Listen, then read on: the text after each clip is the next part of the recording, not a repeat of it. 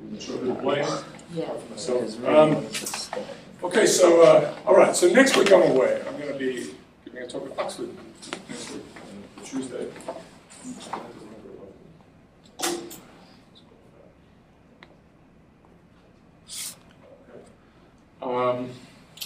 And yeah, you're waiting for the week. So we're going to have Josh Bongard speak on the Tuesday about anything of his choosing. He's a very smart guy. He's shaking hands with Obama because he won one of these national career award things. And because they actually said the very nice thing when they lined, here's a picture of this, they lined all of these people, about 100 people won this, right? You get a career award and then some people get these presidential versions as well. So I think it's about 90 to 100. They lined them up in order of height and then had them stand like this. And so Bongard was right on the average. And he was next to Obama, so he gets a good photo. All right, so you have him on the Tuesday, and then Jim Bagro. And Bagro is a new character here. We just got hold of him last year. He's a great catch for you here. And he has gazillions of interesting things with big data and all sorts of stuff. So I'm not sure what he'll talk about, but probably how people move around with cell phone, based on cell phone data. It's very incredibly rich, monstrous data sets, and tell you a lot of things. It's got a lot of stuff about how people move around in general, just basically day to day, and then also what happens in times of emergency. So lots of interesting things. All right, that's next week. Oh, and I've also I have to put up one more, but I put up the lectures that are missing for next week. They're going to be online, so somewhat painfully you might be able to watch them. You're requested to watch them. This is going to be about 90 minutes of lecture, so that will all be up, so you can. So we don't miss out on anything. I don't want you to miss out on anything. Are you saying the total of 2 lectures will be 90 minutes, or are you saying each lecture is 90 minutes? The whole thing probably adds up to about 90 minutes. It's hard to sort of fit it. There are 2 pieces that fit in well, and I didn't want to miss some parts. Okay, so is that all right? Yeah. I'll send you emails about that. So we had this story last Thursday, and you guys gave your estimates, so this is what we had. This is what you estimate is the actual, or the real version, and there's your averages, and this is compared to the last adding up to 100 team. And so you guys did better in getting things down up to 100. I really warned you about that, so that was good. This is your idealized version, so we see the whole, the revolution people are down here. We're pretty well. So even that is that's getting close to the rule. But there's these, as we saw the other day, the bottom 40 don't actually appear on the real data set. So even that is a little heading towards some sort of strange utopia. There were some issues, I have to say, with these things should decrease, right? This was the top 20, right? So there was some. So I'll try to make that even more clear next time. So yeah, statistics is difficult. I just tested out again. Okay, so that's there. You can check that out. Of course, it's all anonymous. It's just ordered. Yeah. All right. Good. All right. So I gave you a few examples of these things that are distributed. A few examples. I'll give you a whole bunch of systems where the elements are distributed according to Powerwall size distribution. Right. And this example was for words, right? So we played around with words. We had some fun with this other thing here, testing your vocab, which is based on these very skewed distributions. It's a way of sampling from these things. So all right, so we're here. I believe we're here. So here's an example, and I'll give you. I mean, eventually we'll just have these little relationships sitting here, and we'll have some estimates, which turns out to be very hard to do. And this work from 2009 by Clarset, Shalizi, and Newman. Newman is a big machine and all of this stuff, particularly in networks. I mentioned Shalizi. He's like a grumpy guy who talks about nonsense. And then Clarset is a brain young guy at Boulder.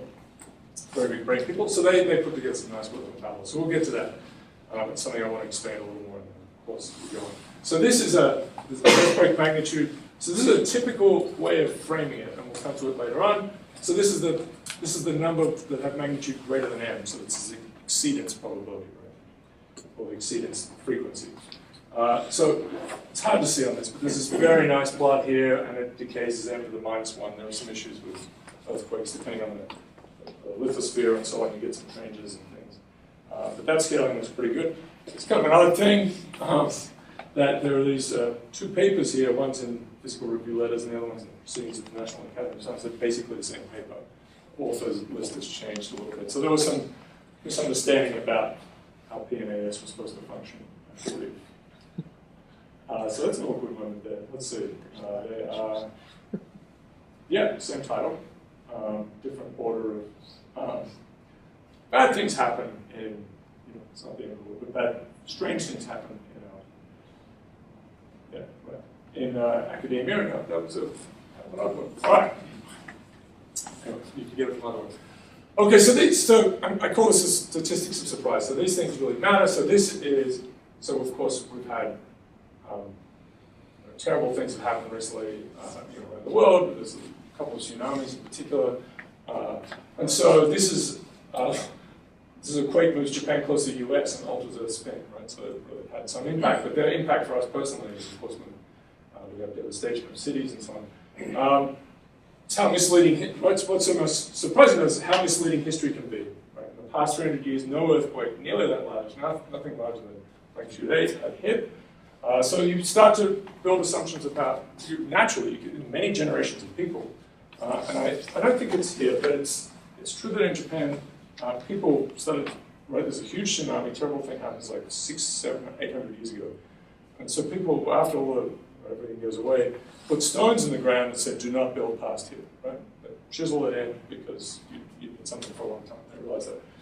And those stones are still around, it's just there are buildings past them, right? So for a couple of hundred years, you're like, okay, nothing's happened. It's really a hard thing to deal with. So great disservice, right? It's not the first time that it's been underestimated. I mean, we had this extraordinary thing, and I'm not sure how this is played out now, but in Italy, where a bunch of scientists were arrested for, about this, right? For underestimating or saying that there was an earthquake that wasn't really going to be that dangerous, and certainly it turned out to be. For not predicting it in the first place? Yeah, for saying it's not going to be bad. I think they publicly said it's not going to be that bad. And what's that? Aftershocks. Is that right? Do you remember this? Yeah, it was aftershocks. They said it was safe to return after the fire because aftershocks weren't going to be as bad. And then it was really bad. And so then they got put in jail. But it's a really difficult business. I mean, yes, they made it, yeah, right. They needed huge error bars probably in their statements, but that's hard to convey. All right. Seriously. So yes, very bad understandings of probability, right? And you've probably had people give you, you've come across problems that are very difficult to kind of get your head around. So the Monty Hall problem is the classic shell one, right? So you guess which, so there's a shell. I've seen this done on the streets in New York City. It's pretty impressive. So, because there'll be a card, this is a card version, right? So you have 3 cards and one of them's a queen and the other 2 are kings. And so they're being shuffled. And they'll do things like this. They'll pick them up and it looks like they're moving them, but they just drop them and go like that, right? So it's just, you can't do it. You're being gamed. But there is this one where you're not being gamed, so clearly you simply, it's a proper shuffle. You get to pick one, so you pick one of them. You all seen this? You get to pick one. You pick it, and you say, the ball's under that coconut. And then they say, okay, and then lifts up one of the other. The person will lift up one of the others and say, do you want to change your bet? And shows you that the ball isn't there. So the question is, should you change? And so this is something that actually, a lot of, quite smart people, professional, when this sort of appeared as a problem, maybe 15, 20 years ago,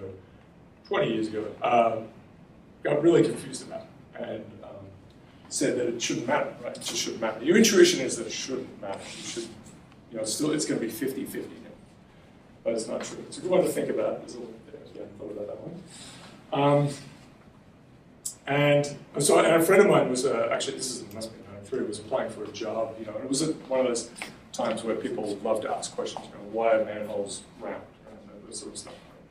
And see you sweat and think about it. That seems to have gone away. I think Google figured out that has no correlation with whether you'll be any good at your job. But they love that, right? There were billboards with these puzzles on them and you had to solve them to even realize it was an ad for Google. Anyway, so I think he took about 50 minutes to solve the problem. But he struggled like that. So let's see. So this is another very odd one. I'm just throwing a few more other ones in here, right? Just for fun. So you have a person who has has two daughters, and one of them is born on a Tuesday. Right?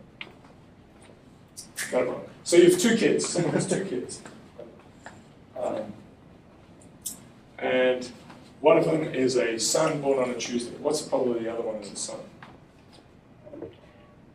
Did I get it right? Did I say it properly? I haven't thought about this one in a while. Okay. You can think about that one too. I guess I have it in a better place here. Probably. Right, so here's the first one. You have someone has a son, and they have another son. They have a son, and they have another kid. What's probably the other kid is the son? 50%. 50%, right? So what if your first one is born on a Tuesday? So it's not. What? Right, okay. Good. Well, you have more information, right? It's what's the probability? But no one says the number. It doesn't pop out of anyone's head. Well, the natural thing to say, it doesn't matter. That's the absolutely natural thing to say. Your brain, that's what your brain will do faced with this probabilistic situation. It doesn't matter. But it does, actually. Little patients. There's a nice piece here from Radiolab. We will listen to something from Radiolab on numbers, and talk pieces in here like infants, small children understanding 1, 10, 100 better than 1, 2. Like we have to force ourselves to count. We have to kind of try and do our heads. We'll talk about Benford's law later on, which is a good way of detecting when people are achieving. So logarithms, our ears are full of, our ears work based on logarithms, of course, the way we listen. It's all over the place. But we have a sort of a very funny sense of these things. Right? So probability and many orders of magnitude. Those two things coupled together, it's a bit of a disaster. Okay, so here are many examples. This is from a paper by Newman, and one we'll eventually point to a little more is this one by Class 8 and Schlese and Newman. But it's just a study of heavily skewed distributions in nature. And let me see. So there's a list of things here. They're all quite different. So the first one is Moby Dick. So it's the number of occurrences of words, right? So there's a word that occurs. So the is out here, for example. And then some of the more obscure ones will be back here. But that's a nice looking power law. This is 4 orders of magnitude. It's not bad. This will be citations to papers, and they'll be over some period of time. Web hits, this is for AT&T, telephone calls to a particular number. Books sold, and there'll be all these details here. So it's different types. These are intensive solar flares, I think. This is a crater dimensions on the craters on the moon. And these are different things. That's what I'm trying to say. City population. This is the frequency of names. Right? So lots of Michaels, for example. I mean, the very popular one in the US. There are Michael clubs. This is wealth. Now, not all of these necessarily have power law size distributions. They're all very skewed distributions, right? They all have this property of sampling. Well, it depends on them a little bit, but you sample, and most of the time you get a small thing, and then now and then you get a bigger thing, and now you get a much bigger thing. So, very different things. Here's just a list of a few more. So we talked about earthquake magnitude, number of war deaths. Right? So you take wars, and you can, of course, break this down in different ways. We'll get to this, but these exponents will matter tremendously, particularly if they're between 1 and 2, and 2 and 3. Sizes of forest fires. So again, a skewed distribution, not necessarily a power law. A lot of these are contentious. So we'll see that there are two problems. There's describing it. Can you quantify this thing well and say, yes, it's a power law, and it's not a stretched exponential or log normal? There are these other animals in the zoo that it could be. And then once you've done that and you're pretty sure about it, where's your mechanism, right? So describe and explain. So the mechanism is the big deal for science in here.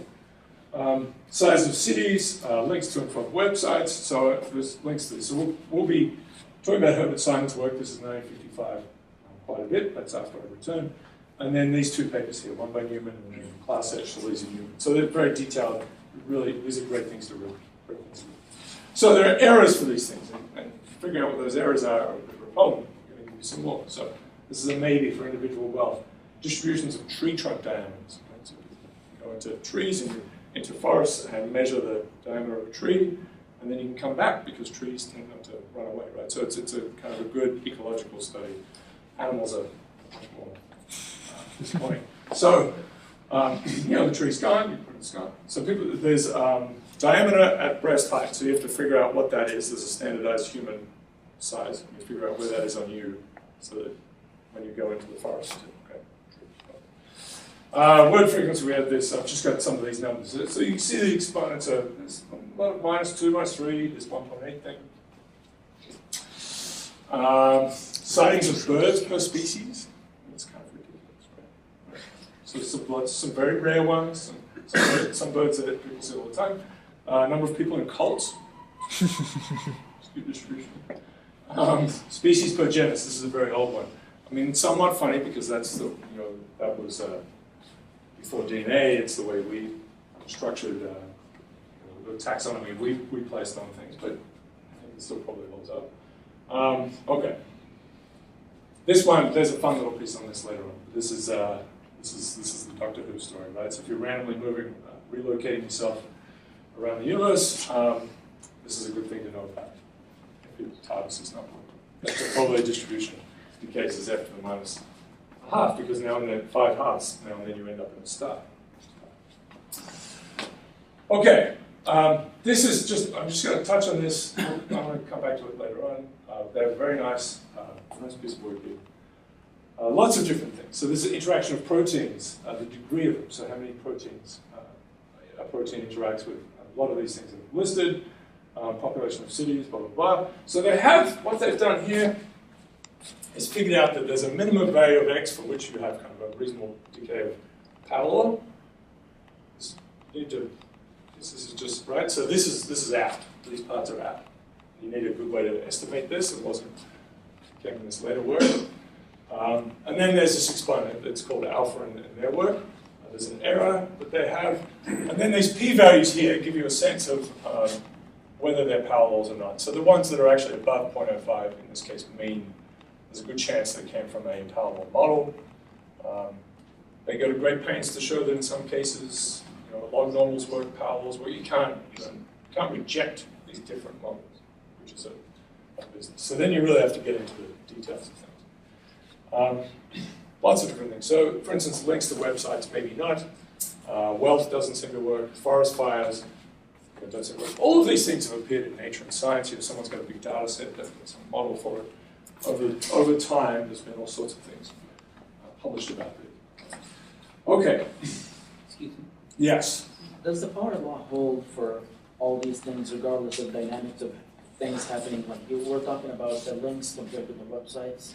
Yeah. So so part of this is that they're not necessarily all power law size distributions at all, right? But you get power law size distributions appearing in very different phenomena for different, and there are different mechanisms.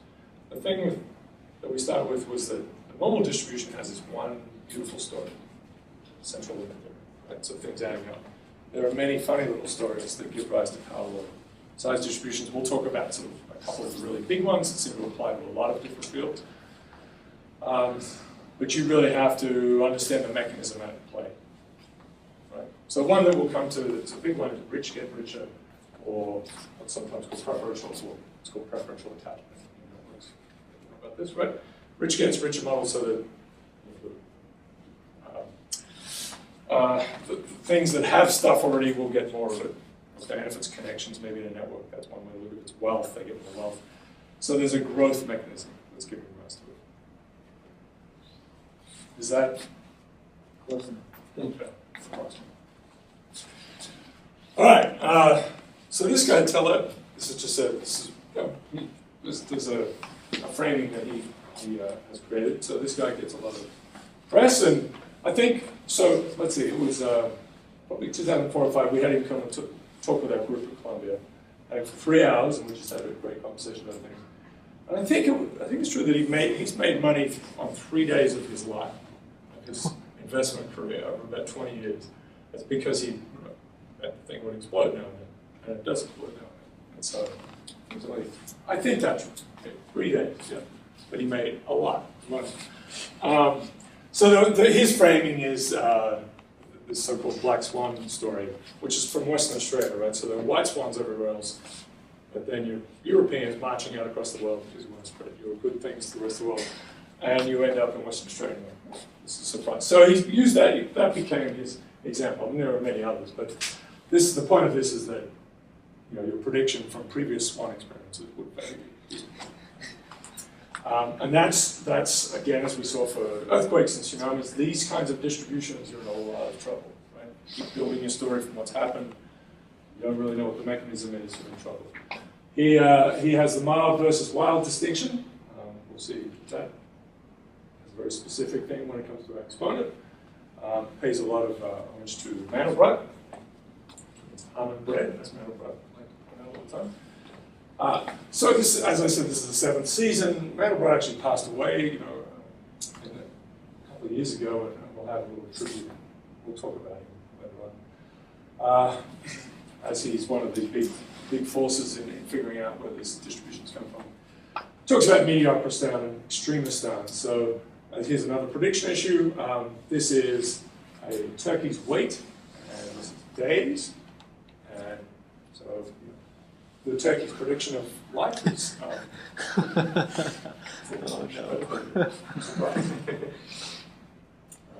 and of course everyone wants to predict these things. So what happens is this guy produces this book, talks about black swans, you should find the black swans. So everyone finds black swans all the time now.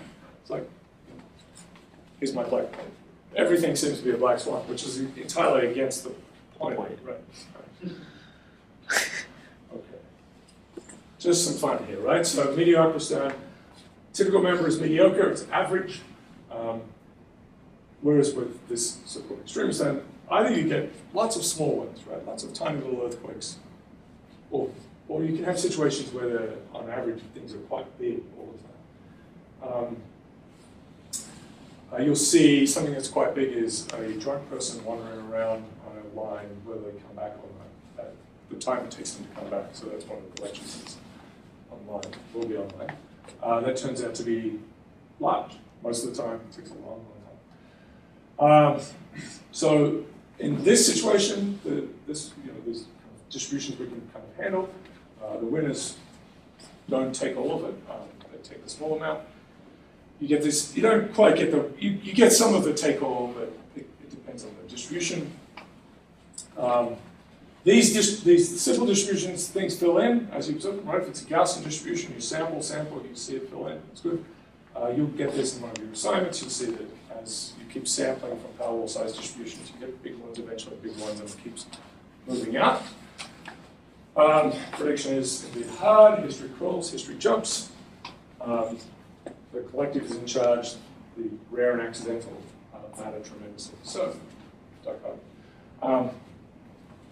anyway, these things are everywhere, as I've tried to show you, I suppose. So they matter. People have seen them in the past. So this is Pareto economics. We talked about Pareto size distributions. Who was looking at wealth back in the late 1800s. So we can look at this one as well. Does the 80-20 rule hold up? So the idea of this is that 80% of the people own 20% of the wealth and 20% of 80%. We've seen this a little bit with work by Norton and Arley, but you can wonder about this. Is it really 95? Does this hold up? Dismal science. It's a dismal science term. It should not be too harsh. But dismal science, it's not because it's a dismal science, it's because it said bad things about people. Economics. All right, so some actual calculations. So let's see. So imagine we have this, it's a continuous variable, x, it's perfectly laid out, right? So we have a minimum value and a maximum value, and we have this perfect power law in between. You can simply compute the mean. Right? It's an easy thing to do. That's in this first assignment. Once you do that, And you see the pieces that appear here, right? So gamma is here, there's a normalization constant, so these guys are floating around. Obviously, if gamma equals 2, we're in a bit of trouble. And they appear here and here. So it's the ends of the distribution matter, right? The cutoffs matter.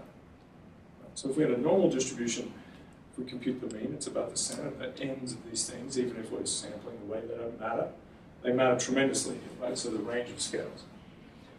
So if gamma is less than 2, so this quantity is 2 minus gamma, right? So this is greater than 0, then if the maximum, as we look across systems, if you like, and the maximum is getting bigger and bigger, then so is the mean, right? It's blowing up with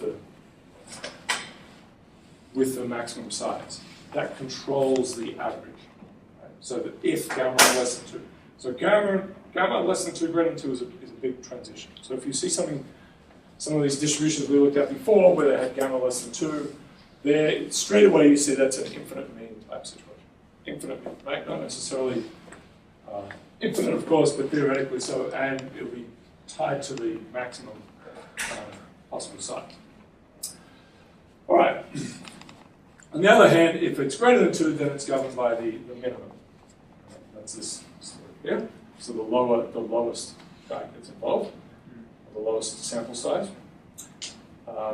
And so this is this giant versus tiny, right, that we had from Teller's way of talking about things. So if it's smaller than 2, the typical sample is large. You're always getting big ones. If it's greater than 2, it's small. So this isn't, you're seeing there's something funny going on here, right? You're sampling, big things are coming out all the time. You know this is kind of an intense situation.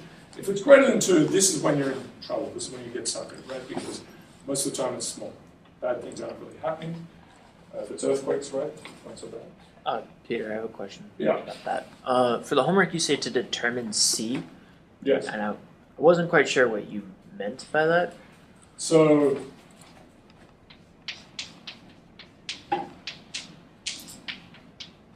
min to x max. Yes. Normalization. Yeah. Okay. That's it.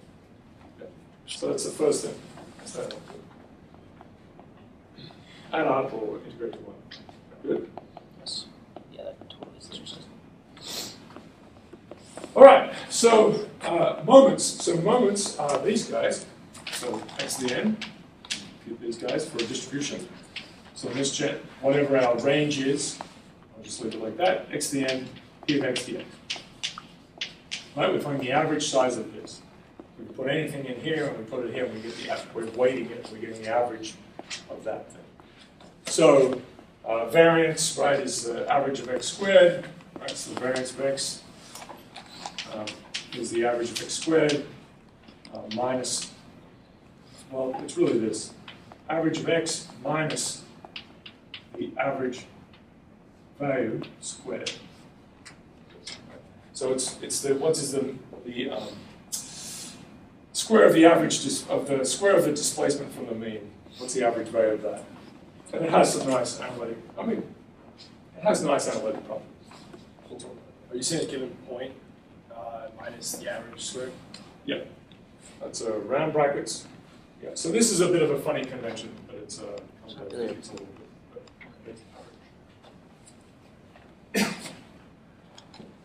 This is just standard statistics. The point with this is you can rewrite, you can figure this out, right? So this is x squared minus, actually the mean squared. So this is the second moment, the square of the first moment. Oh, yes. And moments have different, right? So you get the third, you get some measure of skew and so on. So they have different pieces. And if you have all the moments, you can rebuild the distribution just like Fourier transforms. Yes.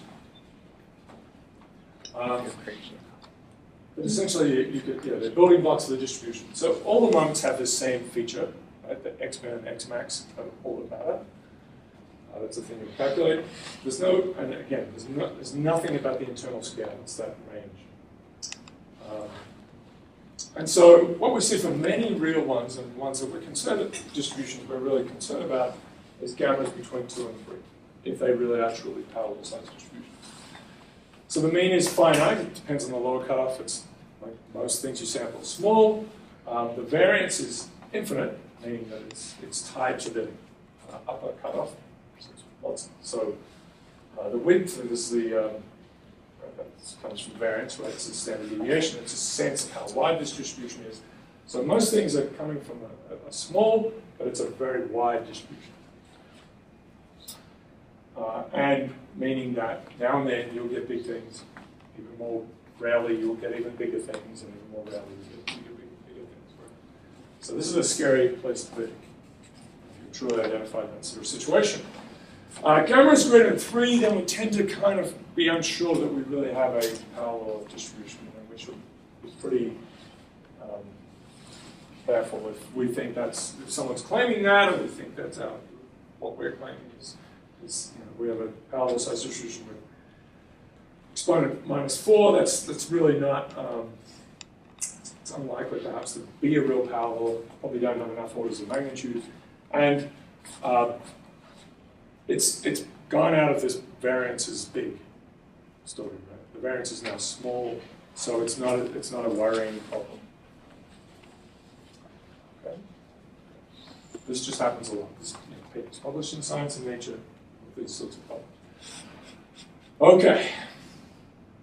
We're getting over it, as I said, probably the best paper on all of this was published in 2009. This is just an extra point here about standard deviation. The variance, this thing is easy to work with analytically. We have squared powers and we can deal with it. This is the mean average displacement is a much more natural thing, right? So this is the distance from the average. What's the average distance from the average? So that would give you an idea of how wide this distribution is. But it's nasty, it's got an absolute value on it, right? So it's something we don't use. So we tend to do this, we take the square of it, find that average, which we can, it's very nice for Gaussians, for example, and then take the square root of it, and that's pretty good, it's got the right scale. You can calculate it, it is fun. That's something maybe we'll put in an assignment as well. It is an interesting point here to make that while this is the natural thing this is the most natural way of thinking of width, it's actually finite when the variance is infinite. So there's a bit of a subtlety there. Actually, we talked about that with Talon years ago. All right, that's a little piece. It's a little piece. This is, again, something you guys can figure out. So if you, again, have one of these tails, x to the minus gamma, you can show that let's say we take n samples from that distribution and find the maximum.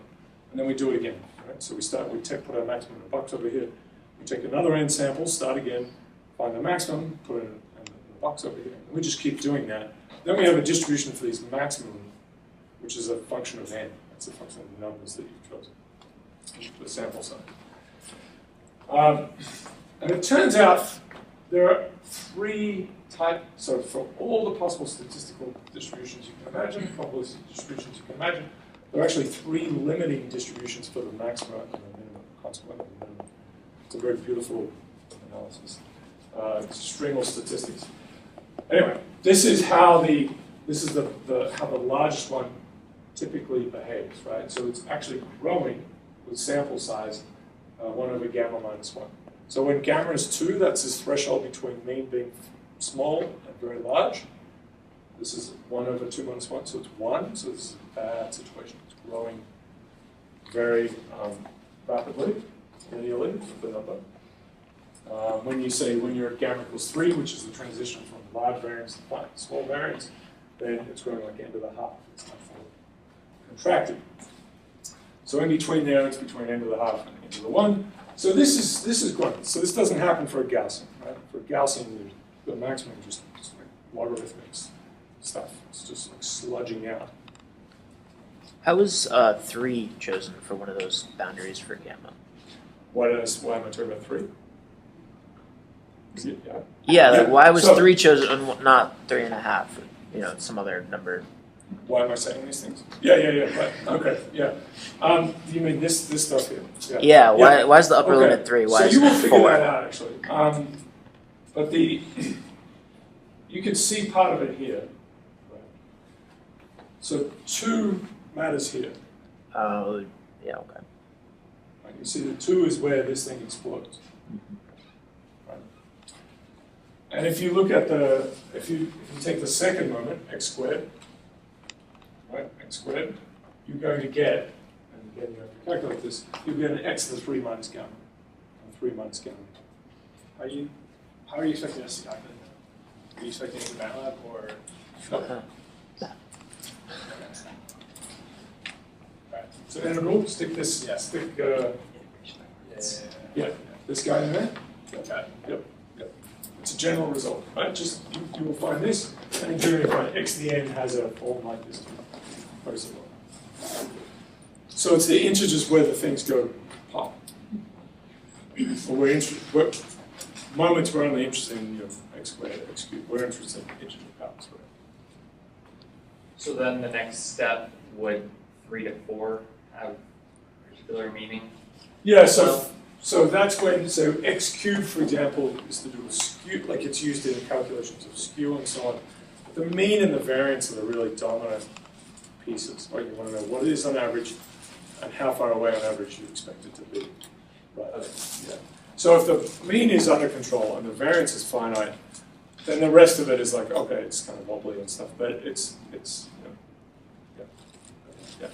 It's true that if the the fourth moment explodes, then the fifth and the sixth, they'll all explode. I mean, there's some nastiness to those distributions for sure, but it's not anywhere near as horrible as the ones that really. No.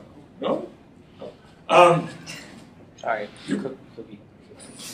Oh, just like hurting me. I'll be there next time. It's good. It's good. So is that okay? Yeah, right. So these things are exciting.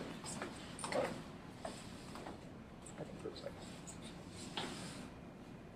Okay, good. We went through this. We have this funny thing. Yes, this is good.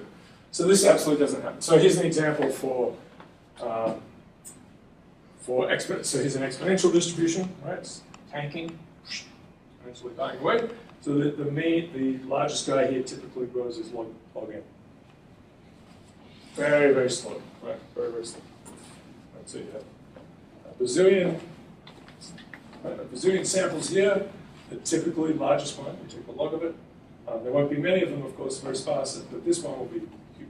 It's growing polynomial. All right.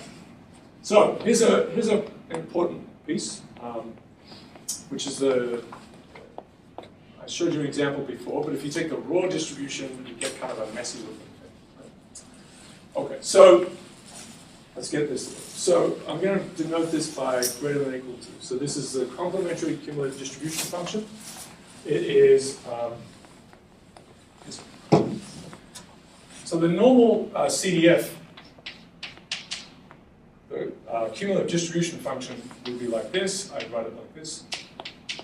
It would be the integral from, depending what the lower cutoff is, let's say it's 0 or minus infinity, for a general thing, up to x of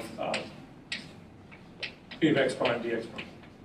Right, so we have some distribution, here it is, this is x prime, this is some value x, then what we're computing is what's the probability that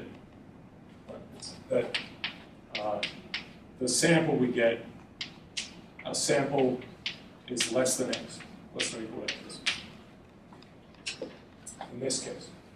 Okay? Standard thing. This is, it would turn out we want to do this, the opposite sort of thing. So we want to find the probability that our sample is greater than some value. Okay? So it's 1 minus, and here's the cumulative, the standard cumulative. All to do with these tails of these distributions. All right, so it's the integral from x prime is x to infinity, right? We're going up. We want to find the probability that's greater than, sometimes called the exceedance probability. We have this guy, we're going to just put proportional in here. So it's a minus gamma, that's all this is the tail of this thing is a parallel as we keep going on about. This is a simple integral, right? We get a minus gamma plus 1 up here, goes up. And we get a minus gamma plus 1 on the bottom, right? So if you differentiate this guy would get rid of it. How do you want to think about these things? And it would lose 1 and would go down to minus gamma. Evaluate this at infinity and x. So gamma in general is greater than 1. So this is a negative quantity up here. So infinity to that, so this disappears. Tends away, goes away.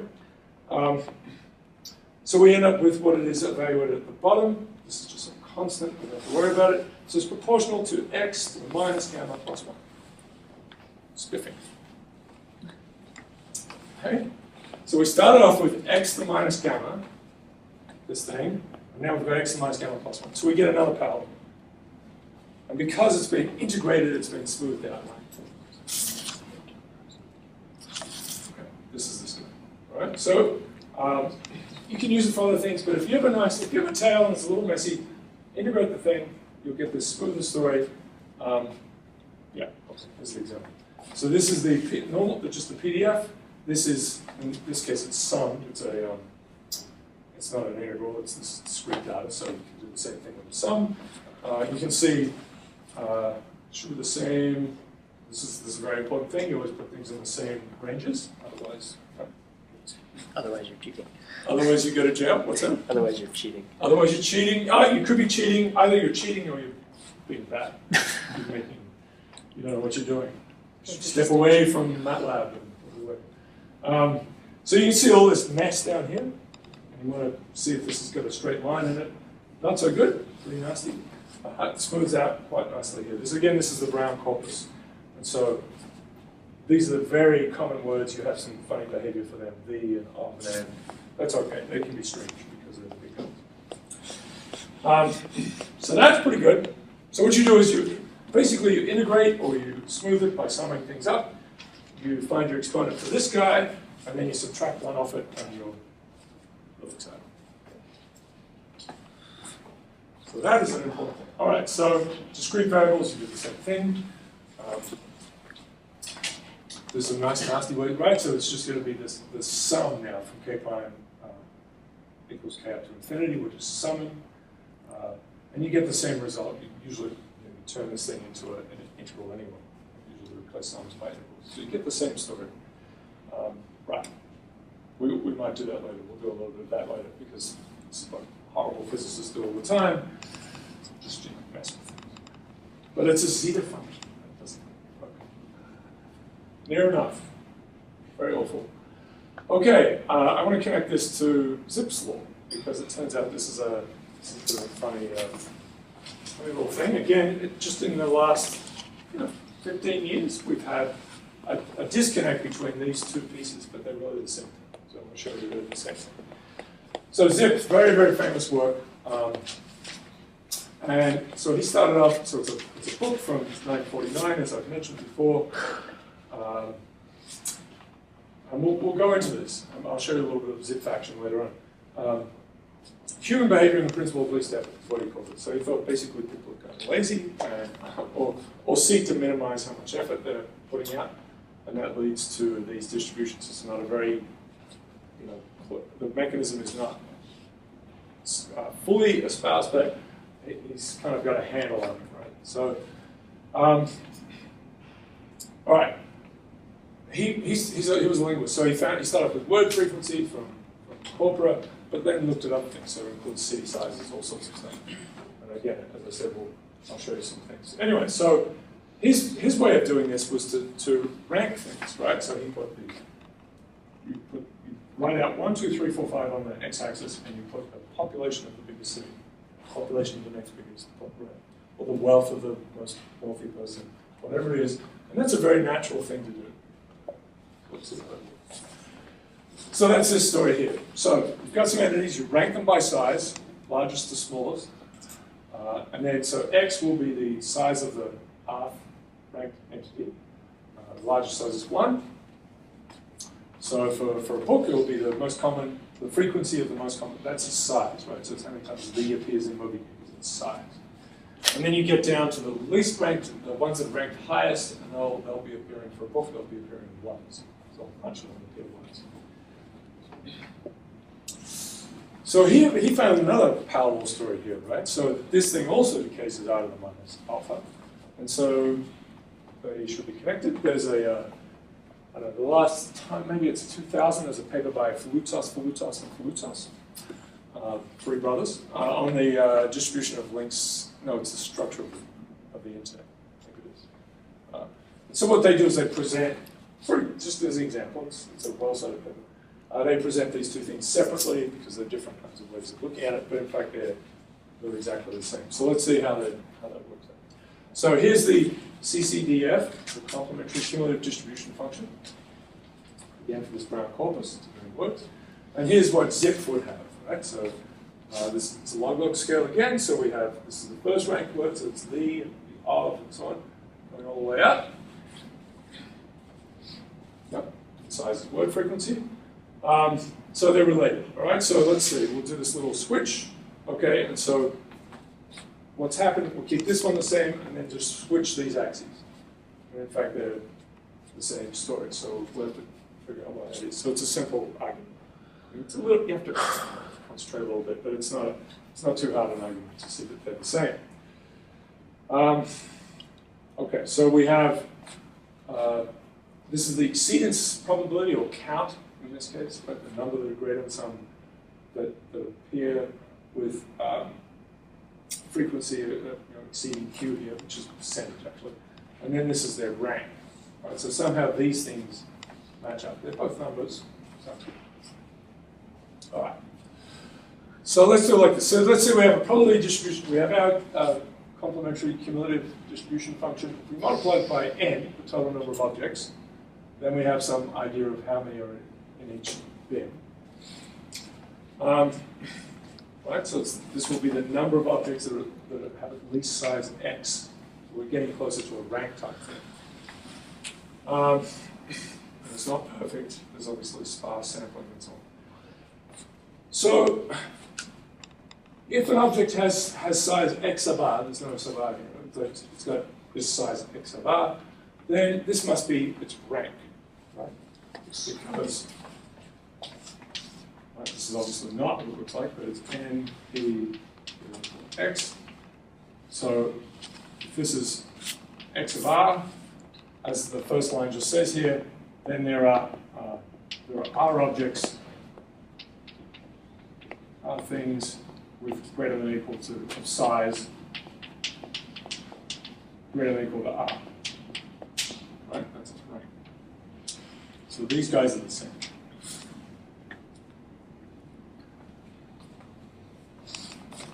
Right, so if we have this is the finding of Zipf, we can replace rank by the piece that we have from our complementary cumulative. We've interpreted rank as this quantity. So we can stick those guys in there. And we have how this thing behaves as a function of x of r, right? That's x of r minus gamma. Minus gamma plus 1, that was the whole point, right? Minus gamma plus 1. So I'm going to take this guy and put in x of r minus gamma plus 1.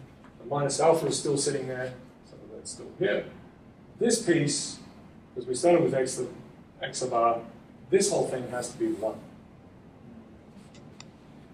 So that's the next observation. So therefore we have this power of 1 is equal to this. So 1 is equal to minus gamma plus 1 minus alpha. And we can rearrange this in various ways that make us happy. This is alpha equals 1 over gamma minus 1. So if gamma is, the interesting ones to us were gamma equals 2, for example. That corresponds to alpha equals 1. 2 minus 1 bottom. Gamma equals 3, we get alpha equals a half. So alpha is going the other way, right? So as gamma gets as steeper, becomes less severe. Distribution becomes less severe. The Zipf distribution opens up. Right? The exponent there becomes more and more shallow, right? So it's to the power of minus alpha. As you go from, say, 2 to 3, for the probability distribution, you go from 1 to a half. Yeah, 1 to a half. All right. Again, just that range being an interesting range. But yeah, you can definitely have gamma less than 2, and that will correspond to in even higher values of alpha. All right, so you can approach these things, and what's nice about the Zipf way is you just have your objects, and you just simply rank them. There's no, you don't have to make some frequency distribution. It's a very easy, natural way to deal with things. But it turns out to connect very naturally with the kind of thing we might want to derive, right? That we might want to understand. We want the probability distribution. It's kind of a a better thing that we could think about in terms of mechanism, right? Yes, the rankings are fine, but in terms of the system producing objects, we want to get a probability distribution. If that's a sensible thing to do. Okay, so I mentioned this connection. All right. Good. All right, so that's a funny little piece. Oh, yes, and I have this little. So extreme deviations. Cricket fans. There's one cricket fan, which is good. You? That's true, that's true. We've been trying to convert humans. This is, cricket's a ridiculous game. It produces great stories, though. In terms of games, it produces fantastic, epic stories. So like basketball, it's a fun game to watch. It's a flow game. But after the fact, it's like this game. It's sort of, it's hard to make a narrative out of it. American football produces great narratives, right? It does produce kind of chapters and right arcs and stuff. Test cricket does the same thing. So, basketball's like a series of tweets. Nice tweets. So cricket is a different thing. So you can bat. It's not to be compared to baseball. It's just different. There is a bat and there is a ball, but it's just a different thing. You can bat for a long time. In some cases, hours. And people will mark up for that. But you can bat for 10 hours over days. And people end up with average scores. So these are runs here. So it's important. I have to share this. So here are averages for all sorts of batsmen. So these are the terrible ones, right? They're so use the analogy I just said you shouldn't. They're the pitchers, the bowlers, they're often down here. And then your best batsmen are up here. And there are 3 guys in here who end up with an average of over 60 for their careers, which is spectacular, right? When you get to 50, you raise your bat and everyone claps. It's a half century. Get to 100 and everyone's thrilled. But this is Bradman's average. It was 99.94. So this is sports produces fantastic data and all sorts of interesting things to analyze, right?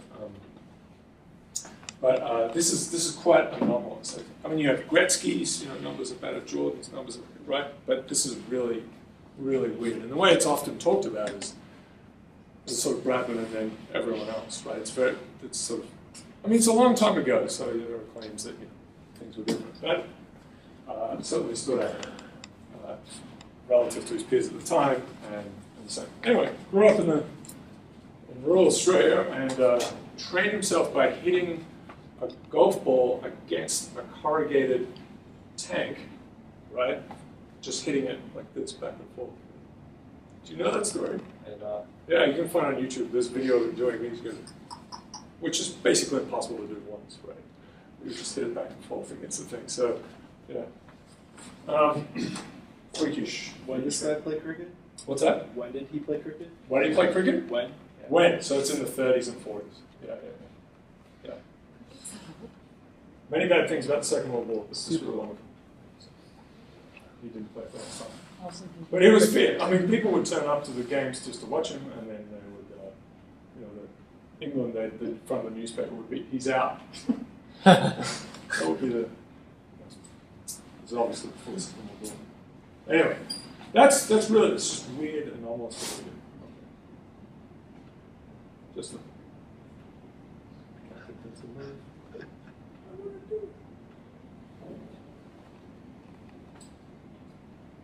wow. Yeah. Tricky. Okay, we didn't want to talk about this one. Yes, gotcha. Okay, I'm going to show you some things from Zip. I think that's okay. Just the sort of madness that went on here. And how we doing? And that'll be good for today. Thursday we'll talk about some more fundamentals. All right. These guys. Okay. So, interesting character, as I've said. So, yeah, he only lived to 48, 49. So he was a linguist, and he got very excited about data, numbers, counting things, and forced other people to do it, as I said. And then started to think about quantifying human behavior all over the place. As I said, this is his work. Funny names for things, so glottometrics, right? Glossolalia, speaking in tongues. For the study of language.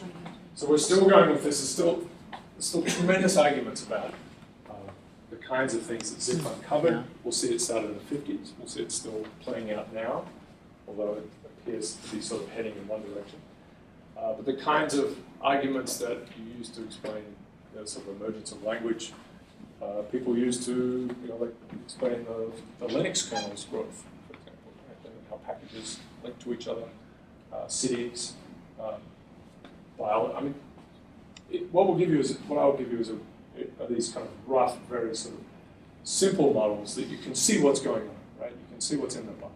And then, of course, there's whatever the real system you're dealing with will have some tweaks and changes on top of it, but we have to start with the most basic stuff. All right, so this is a preface to this book that I keep talking about. It occurred to me that we might gain considerable insight into the mainsprings of human behavior if we view it purely as a natural phenomenon like everything else in the universe. Express purpose, to establish principle of least effort as the primary principle that governs our entire individual and collective behavior. So, he was not, it's a bold effort. So here's the framing. Let's try to understand. So, some people are going through their daily lives, and maybe we could, it's interesting, maybe you could probably, I don't know if you can quantify this, you could sort of get at this now in some ways. There's work associated with Jim Bargrove that the fellow's going to be here next Thursday. There's work associated with what he's done based on where people appear with how people use cell phones. And it's a bit of a funny estimate, again, a Nature paper. But you can predict where people will be with about 9% accuracy at any given time of the day. There's some parts of the day, like lunchtime, and some other where they're a little more fluid and where they might be, but we're very predictable. And you might be able to do something with that. Obviously, it can all go horribly wrong, right? So we're entering some sort of inadvertent Big Brother situation. So we're trying not to do that. And some of us are finding out that it's very easy to do that. Okay, so, all right, so a person who's trying to sort of solve what they're doing now, figuring out, should they eat the Doritos or should they go to work or whatever it is. We'll think about, this is, it's a bit of a lofty statement. We'll think about the probable future, and we'll try to minimize the total work, right, that has to be done, solving both what's going to happen now and in the future. So this is a little murky. It's not a bad principle. It doesn't translate into a hard mathematical structure. But it's a very, this is a very physical kind of concept, right? Minimizing work done, which physical systems do all the time. It's the great sort of principle of minimization of action and so on, all sorts of things that's used in physics. Now, I don't know if this is really true. It's kind of the Homer Simpson principle. All right. So here are some of the things, I'll show you some of the graphs from so city sizes, number of retail stores in cities, just count all these things, number of services, and of course, this is a while ago. People in occupations. This is again stuff that it's been revolutionized in the last 10 years, right? Traffic flow, counting trips and so on, looking at how people move around. Right, we just read a paper in the reading group about, was it in China? It was China, right? No, it was Singapore. It was Singapore. Oh yeah, right. So counting people's trips and where they enter a subway and where they leave because they have cards for leaving, use your card to leave and enter. Very, very detailed findings basically on how people move around. It's actually about this whole problem of, it connects to this whole problem of Stanley Milgram. So we'll come back to Stanley Milgram later on. Well, you may know about it, he's famous for zapping people. He's famous for showing that other people will zap other people. Right. So he's not really the evil guy. People are the evil. All right, so but it's about the well-known strangers, right? Familiar strangers, the people you see if you're commuting, you see the same people over and over again. Sort of quantifying that. And I think one of the things in that discussion that we missed is that we see all of these graphs coming up, and they all make sense, but it would be very interesting to ask people what they think it would have looked like beforehand. Like it could have been a big mess, and everyone would say, yeah, that's right, humans are unpredictable. We would have done that. I'm sure that's true. But we didn't. And they don't make sense because it's all regulated. People are regulated. Yeah, anyway, so how people move around, so telephone messages, Also things like news item by Dateline. So there's a paper in a particular city, how much does it write about other places? So I'll show you some of these graphs. And there's a general story that he came up with. This doesn't really connect to his principle of least effort thing. But, and again, more work on that recently, that's changed things a bit. So you have two cities, A and B, that have some populations, right? And then some distance between them. And there's a sense, I guess, that you can generally move between those cities along, that distance is a rough estimate of time, and really the actual distance you'll drive between them, or your trains will take. But a lot of things depend on this quantity. So this is the gravitational law, right? So it's the same as the force, right, equals gm1 m2 over r squared. Right? So the bigger the masses are, the more the force is proportional to the masses. But then it's inversely proportional to the distance between squared. And that's a three-dimensional story because you've got a shell growing out. And in 2 dimensions, so in 3 dimensions you have this, right?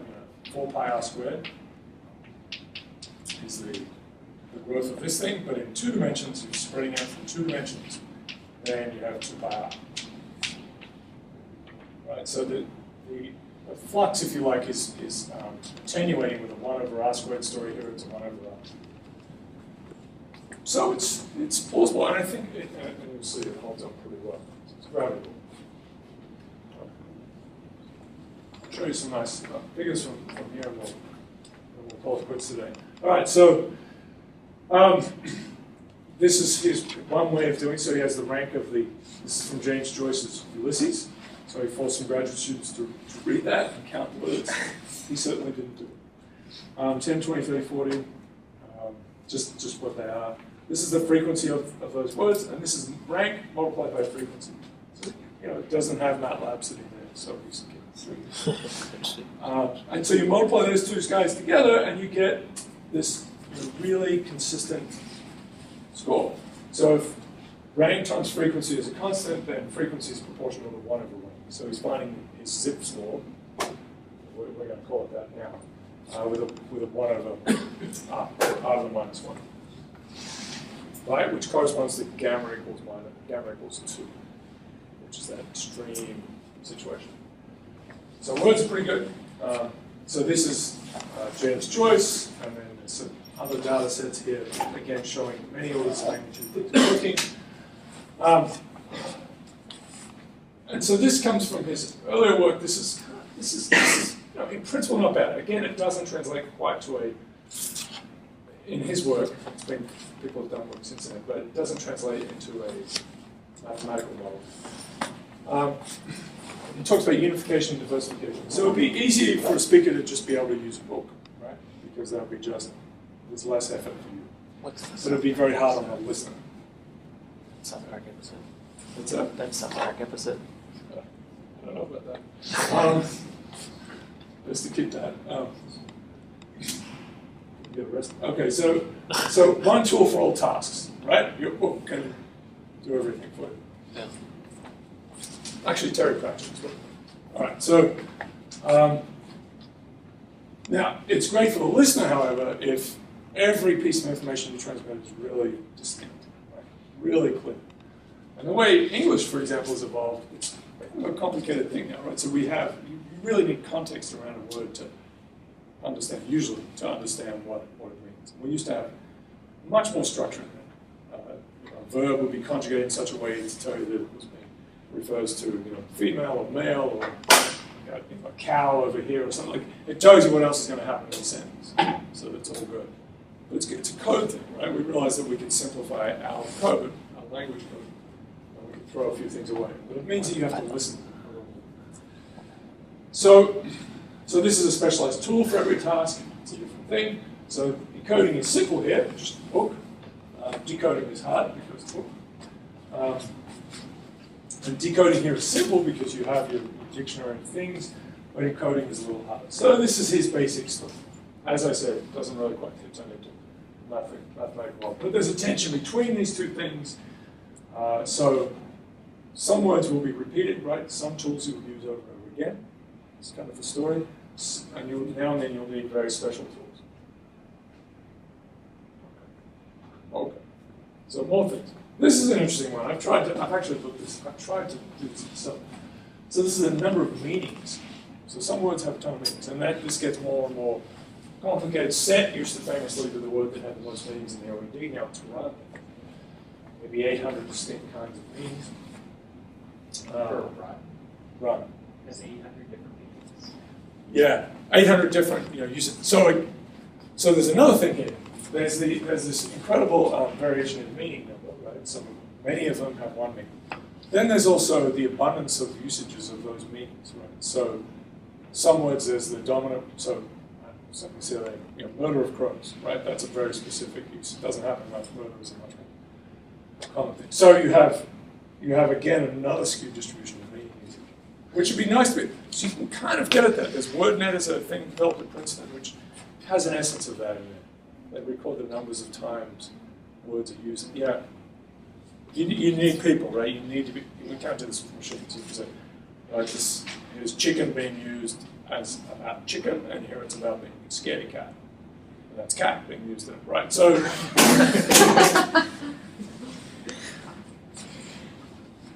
Language is fantastic, absolutely fantastic. So this is one thing you pulled out, again, graduate students, it's not many orders of magnitude, but it's a way, the number of meanings scale with frequency of usage. So the more frequently used words have more meanings, up to a point, right? So there's the opposite. There's a sort of a range in the middle where that's happening. So the very rare ones have very specific kind of things. I'll show you some more language stuff later on. It's just really, really fun. Like past tenses, for example. Like ED has become the dominant thing, and S has become the dominant way for pluralization. But we used to have many more variations, right? So there's this winning code. And if you introduce a new bit of language like Google, right? You say Google, you don't conjugate it in a different way. But the very commonly used ones are hard to change. Like to be, like I bead, you bead, we're not going to do it. You can actually estimate the half-life of how long it will take for that to change. Because words have become made more, made normalized. Same conjugation. Okay, so this is all sorts of things. You've never heard of this thing. Inside Encyclopedia Britannica, this is article length. Again, these are uneven distributions. I'll just tell you, I'll just race through a few of these. This is the city one, the classic. So you can see 2 orders of magnitude. This is a -1. Number of employees in organizations. You can come back with, -2/3. I don't know why this is ideal. Oh, it's the ideal thing. This is the number of items. This is this gravity law thing. So there's population 1, population 2, distance. So this is, I think, from Chicago. And this is a function of, how far away another city is. So that's Washington, D.C., which gets written about a lot. This is the number of news items as a function of this quantity. So the populations of the 2 cities go up, or the distance goes down. You tend to write about it more. Vice versa. Similar things, the New York Times is for obituaries about people, as how far away they are. Movement of stuff between cities by freight, right? This is population 1, population 2, divided by distance. So it seems to fit linearly. Crazy things. This is length of trip versus frequency of trip. And this is a good one. So this is the probability of getting married in Philadelphia as a function of blocks that people lived apart. Right? So the more blocks, the probability goes down. So he really went for it. Anyway, so this is one thing I'll finish. This is Math in the City was a piece by Strogatz. This is comment number 60. So you can read all this later on. But someone just plugs this in. So this is maybe, wow, this guy might have been 80 when he wrote this. So he was his teacher, he'd given a class project to see, we're ranked, right, chemical companies, we're ranked, blah, blah, blah. His father died, right? He returns from the funeral, and Zipf tells him to do it. Like, get on with it, like, get me the data. So he ends up doing it. So this is just to give you I don't know anything else about Zipf. This is like one little insight. But so he ends up with his family doing it, basically, counting things in newspapers. And Zipf said, thank you. That was it. anyway, tries to refashion this as saying that they need help to, but a recurring theme in academia is that there are lots of not very much people. I will point out lots of. Okay, so lots of other things, but that's a good place to stop. Yes, okay.